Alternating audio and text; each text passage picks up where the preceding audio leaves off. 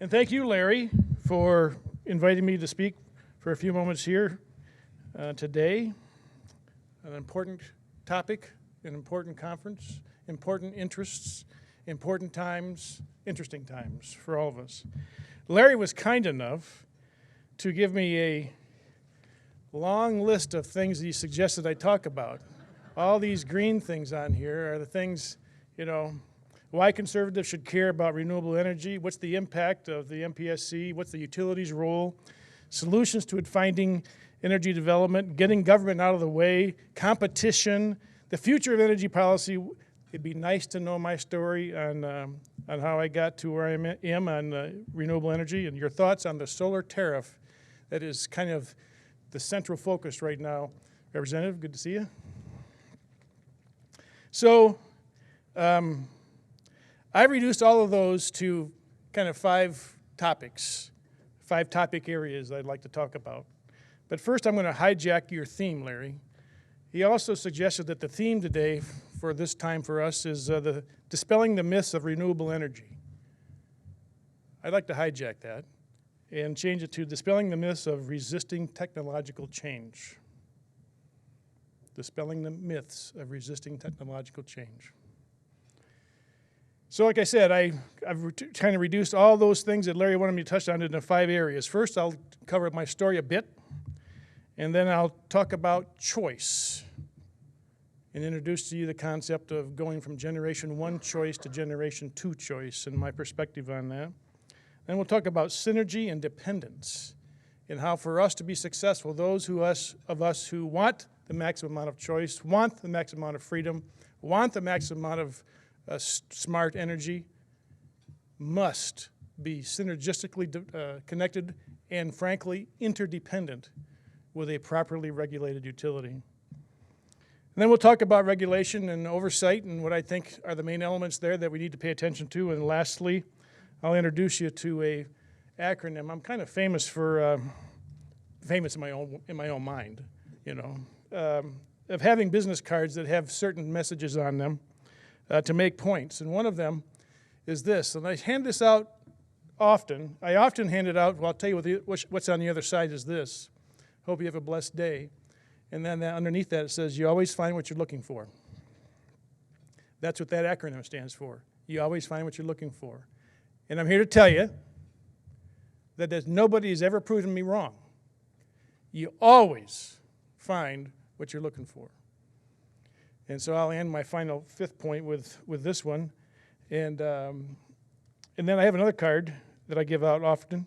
And when you come to my office, it's not going to be on the screen, you're going to have to look up here. When you come to my office, you'll see this displayed. You can't see it from your chair, but I'll tell you what it says. It just says 5 letters, WDGLL. And that stands for what does good look like? What does good look like as a result of the meeting in our office for some issue? What does good look like for the investment of time that you're making today in this meeting? What does good look like for our investment of time during these next 20 or 30 minutes? And I hope we can achieve what does good look like. So those are the 5 categories. And by the way, the subtitles under these are my story, energy, transformational change, and what informs me and how I approach problem solving in the legislature. Choice, the transition from generation 1 to generation 2. And the subtitle there is how to best spend our energy, pun intended. Synergy and dependence, we're all in this together. Regulation and oversight, soft landing to a higher level. And then you always find what you're looking for. Do you look at the world through a filter of abundance or through a filter of scarcity? 3 main points I'd like to leave you with, and we'll review these at the end as well. Change, technological change in particular, is hard to stop. And the energy used to resist or preserve comfort, also known as status quo, versus embracing and exploiting the opportunities change represents is not good, is dangerous, not competitive, and just not healthy. That's number 1. Number 2, to succeed, we must look for, you always find what you're looking for, how freedom and courage leads to win-win decisions. And the 3rd point, what does good look like for this entire meeting is this is my strong prejudice. When God created this earth, he created it perfectly. He provided for everything we need to survive and thrive, including energy. But it's up to us to figure out how best to harvest that, how best to exploit it, how best to use it. And so I hope we can concur at the end that we've touched on those 3 points. My story. Those are photos. The top photo there of that solar array is at a place called Grand Lake, which happens to be the headwaters of the Grand River. It's in South Jackson County, just a mile north of the Hillsdale County line, and up in the background there you can just see glimpses of my house. And yeah, we have 16.5 kW of solar panels there. They're shot panels. Installed that in 2012. They've been performing very well, and I'm glad to have those. Those other 3 photos are photos of via wind generators, and they're really hard to see in this, but if you could, to the lower right one, it's actually 2 poles with 2 cables strung from each, and then these generators are hung like an array. And that's how they were designed. I helped design them, and we built all of those in my factory. We went through about $3.5 million of R&D. The product works great. We ran out of money. We might have been a little bit before our time. And we've morphed that design to an industrial, very high efficient industrial fan that we use and sell in the markets. And so, you know, that just gives you a glimpse that I'm not a neophyte when it comes to renewable energy. I'm not opposed in any way to renewable energy, but I demand that we do it in a smart way. My journey began in 1975 when I was a student at General Motors Institute. Today it's called Kettering University. I built out of a stack of plywood on an NC machine, not a CNC machine, but an NC machine, a parabolic solar water heater. So machined out the parabola, put end caps on it, and in the top, put a copper tube through the middle of it, put some fins on it, just installed it at my house, and it did a pretty good job. There's a lot of flaws in it, but it worked. It worked well when I had all my flaws under control.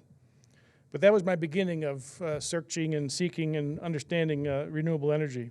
In 1980 to 84 about, in addition to working at General Motors and raising a family, by that time we had 3 kids, I also had a roofing job, and I developed an air-to-air solar heat exchanger to supplement heat in homes. And even to this day, you can find a few of those, precious few, still installed on the roofs of homes in Flint. I have to admit to you that they're not exactly attractive, but they do work. Then I think I've already disclosed to you that I lived through what I call the first forced transformational change in the auto industry in the late 70s, early 80s, where the Japanese took advantage of us because we didn't have robust processes, we didn't have robust systems, we didn't have control of our quality, and they basically drug us through a keyhole that was very, very uncomfortable. The lessons learned there were the importance of systems, the importance of processes, the importance of problem definition, the importance of identifying constraints. And to this day, those lessons, though painful, and I still have a few scars to show for them, kind of inform how I do my job, both in my for-profit world and my nonprofit world. And just so you don't think I was telling you a line, yet another card. On this is my business card. On this side is my Senate card, and I call that my nonprofit job. Then on this side is my profit job. By the way, not paid for by taxpayer money, so you can rest assured that it wasn't done with that. In 1987, I started our business, and this is our 31st year. We've had a terrific run. It's been fun. I got a couple of sons that are involved in it, not running it, but involved in it, and we got a great team. We've got about 105 employees. And one of the things that I was exposed to as a result of that was belonging to a Jackson Area Manufacturers Association group. And one day, the CEO for the health system in Jackson came and made a presentation. And she was bragging a bit about quality. And so the meeting ended up being a debate between she and I would have to tell you that even to this day, I apologize to her when I see her because I wasn't exactly nice. And but to her credit, about 2 weeks later, she called and she says, "Can I come over to your office and meet with you?" And I said, "Oh boy, I'm going to get my comeuppance now." Well, what she came for is to recruit me to be on the board. And that became, in 1989, a journey of being deeply involved with healthcare. So for 14 years, I was on the health system board, 9 of those 14 years as board chair. And that's when I developed my model of, and some of you have heard me talk about this before, of why I maintain that healthcare, energy, and education are 3 issue areas that represent the hardest possible problems to solve. The hardest possible problems to solve. And the reason, applying my kind of my engineering prejudice, is that we expect them to be driven by capitalistic incentives, but we expect them to be delivered by socialistic expectations. And those 2 gears, capitalistic incentives and socialistic expectations, just don't mesh well.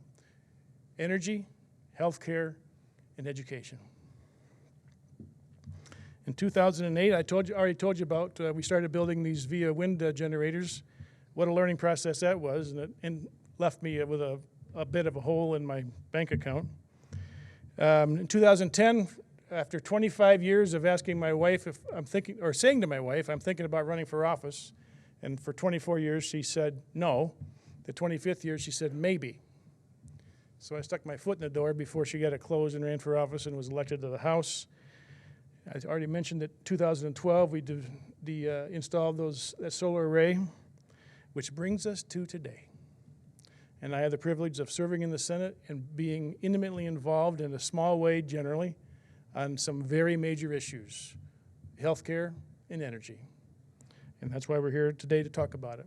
What I'm about to share with you is heavily flavored and influenced by my opinion. So you can take it for what it's worth, Ed, you know. And it will not be comfortable for some in this room. And God bless you, Sally. I am glad you're here.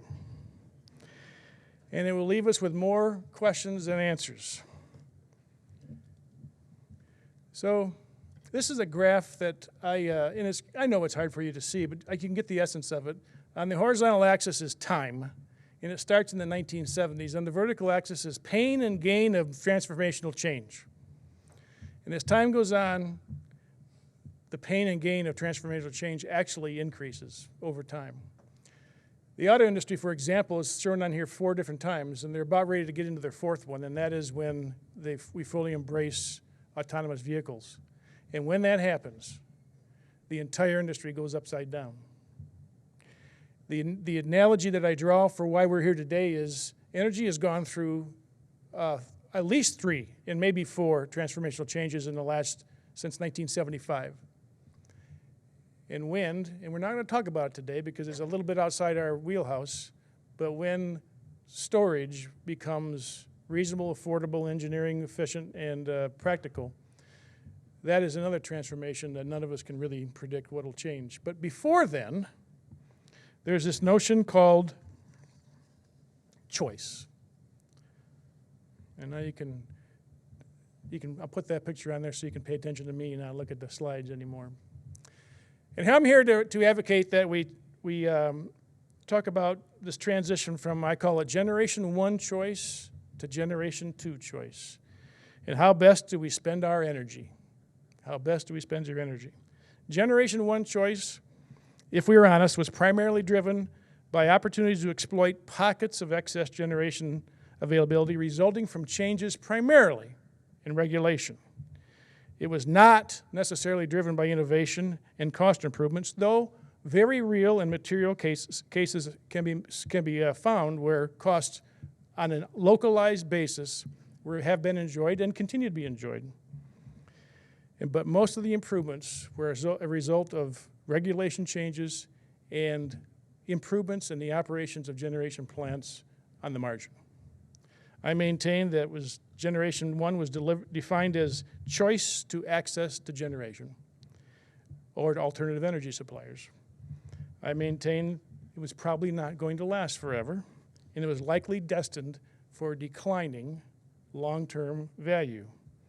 And oftentimes, Generation 1 choice, as I defined it, resulted in win-lose propositions. I would like to see us move based on that learning, to what I call Generation 2 choice. Generation 2 choice is different. It is driven by technology and innovation.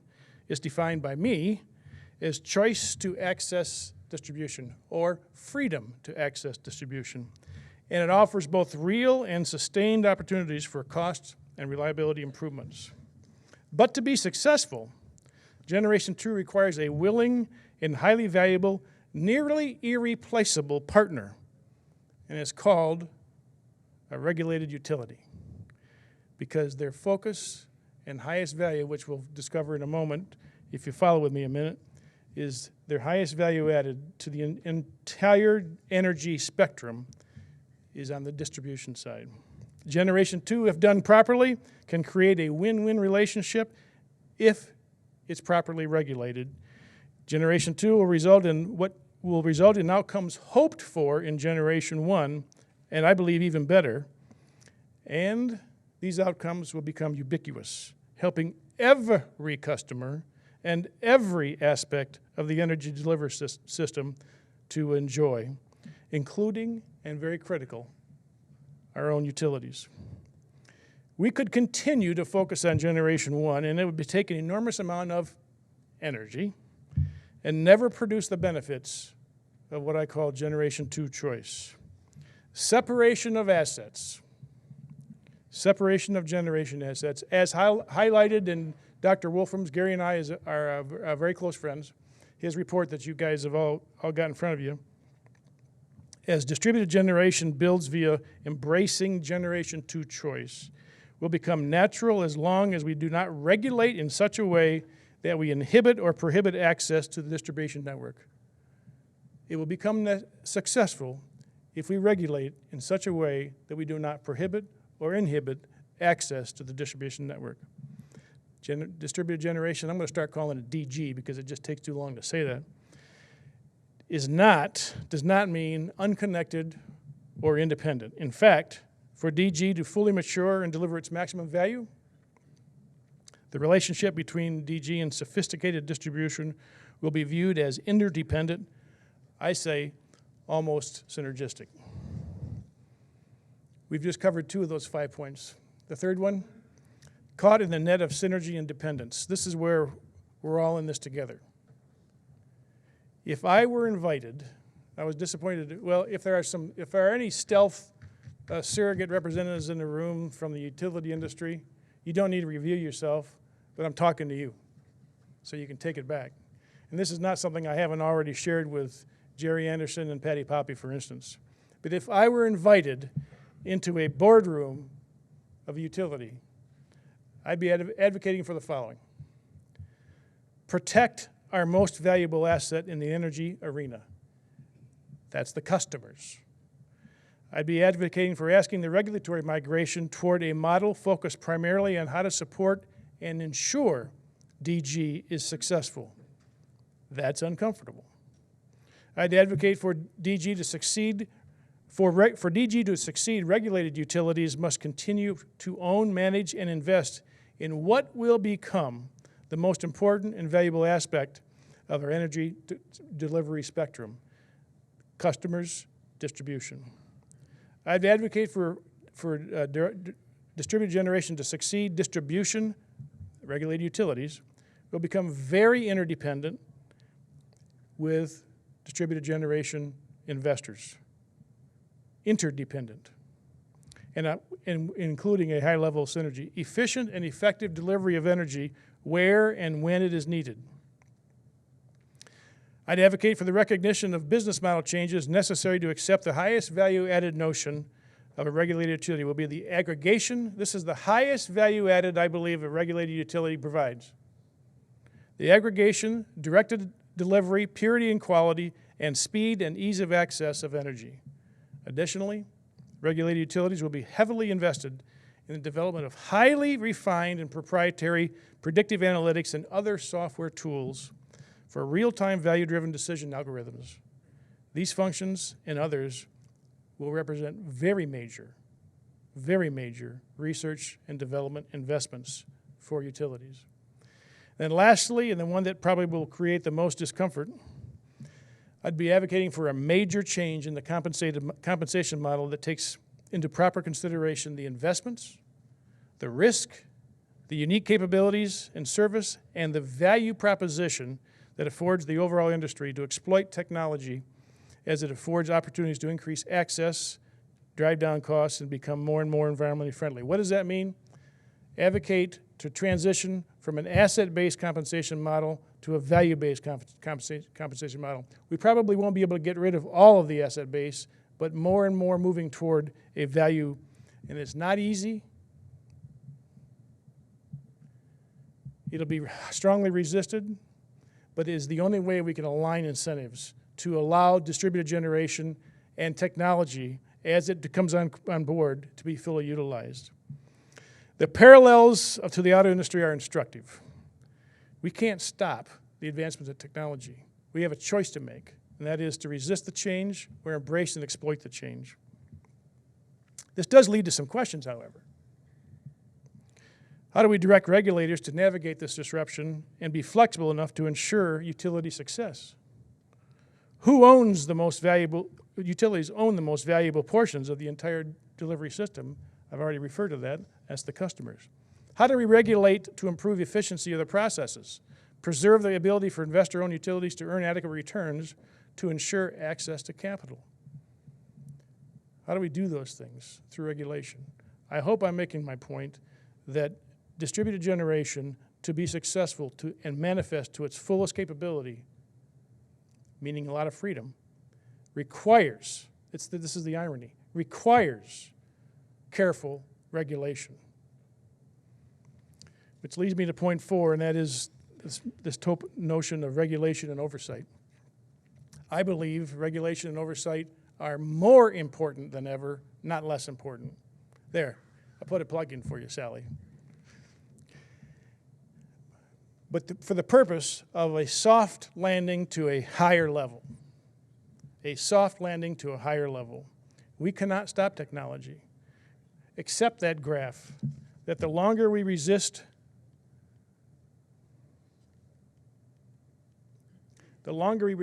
change in this arena, the more dangerous, the more costly, and the less competitive we'll be driving ourselves to.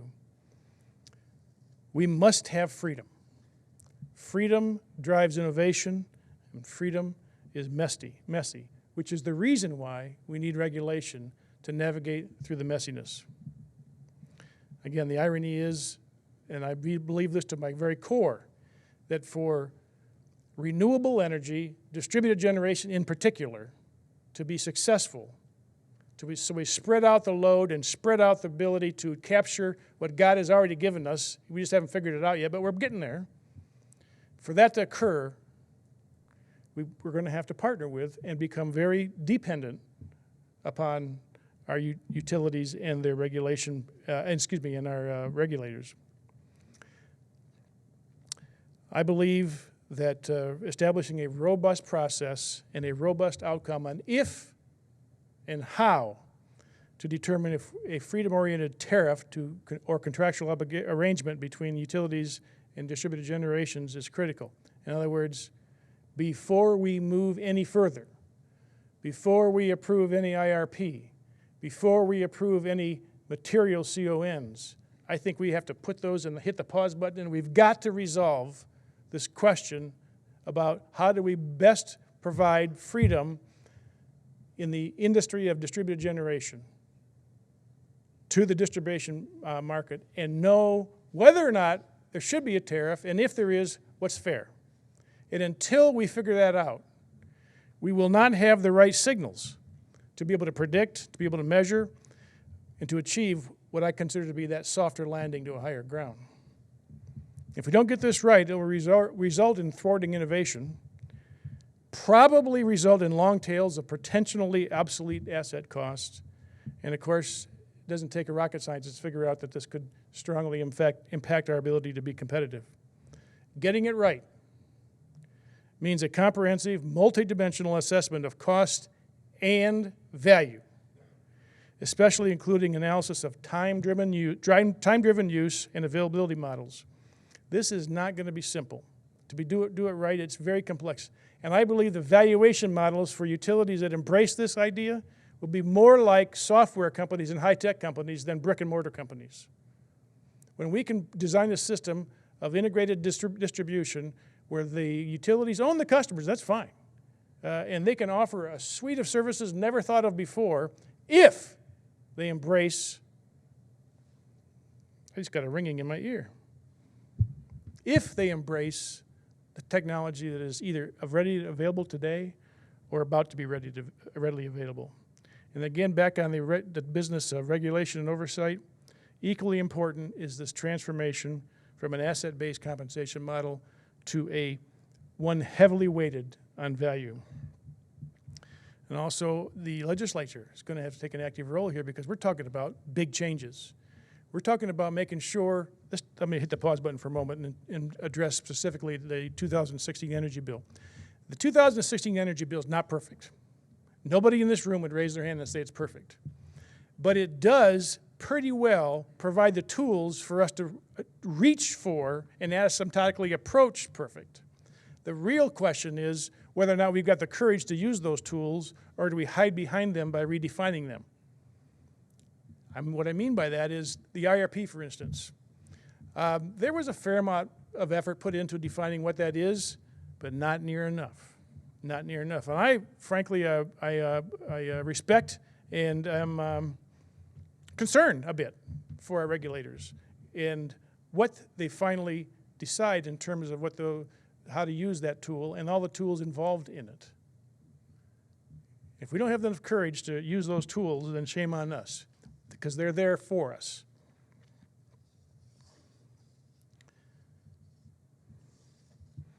I think I'll wrap it up with you always find what you're looking for.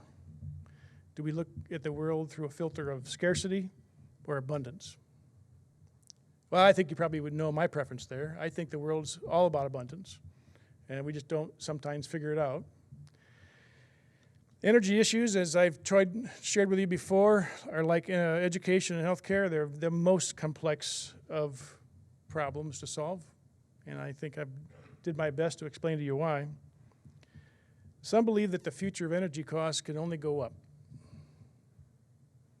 I actually believe just the opposite. I think the cost of energy, particularly the fuel part of energy, can asymptotically approach a very low percentage.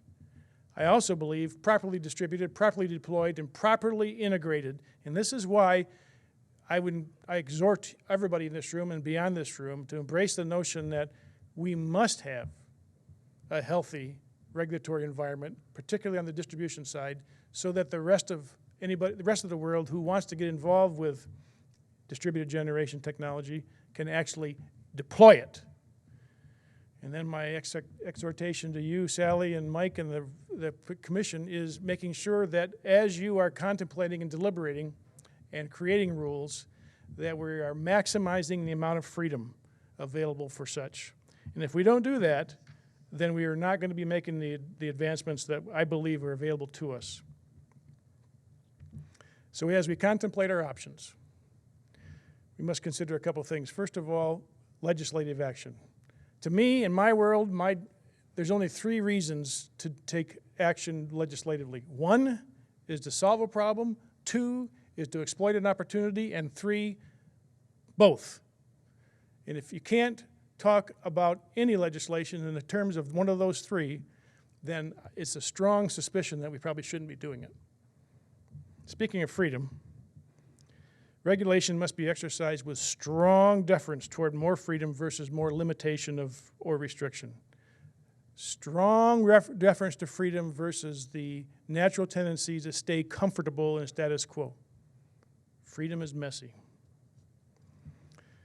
Speaking of freedom, here's a suggestion for a definition of what we might call energy freedom, where access to and shared risk of reliable and abundant energy intersects with a strong value-based compensation model for regulated utility, and a strong commitment toward unfettered innovation.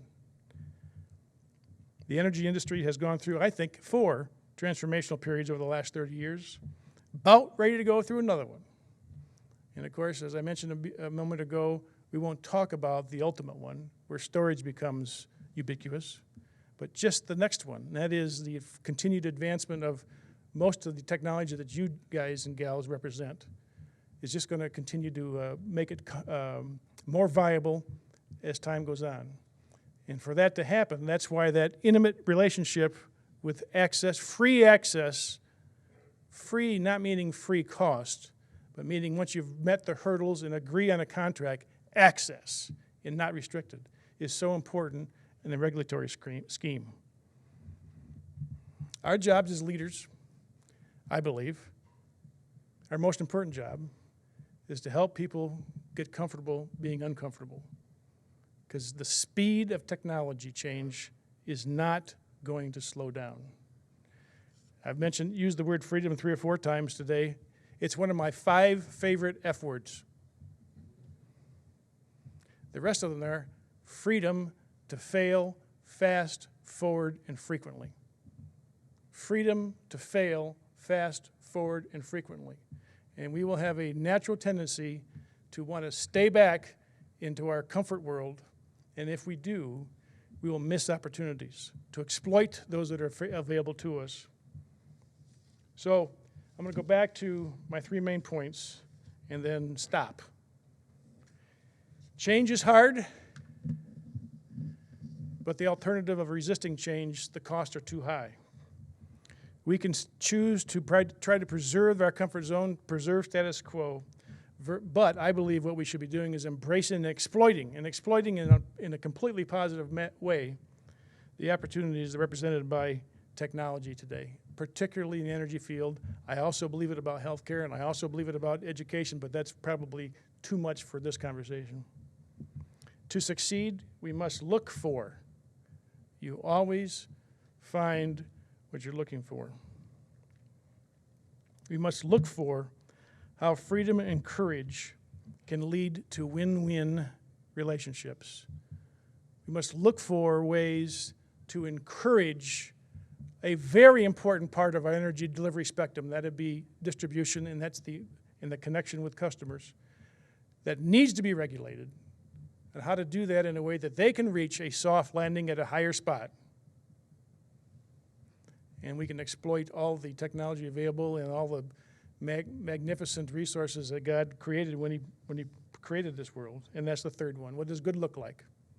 What good looks like is we continue to move down the road where we, through intelligent design and reasonable regulation, we marry the 2 together, and they become interdependent. They become dependent upon one another for success. Distributed generation to its maximum, to have it manifest itself its maximum value, must have a properly regulated distribution network. Neither can succeed without the other. But it's up to us as leaders and regulators and policymakers to figure out that pathway. Thank you, Larry. Appreciate it.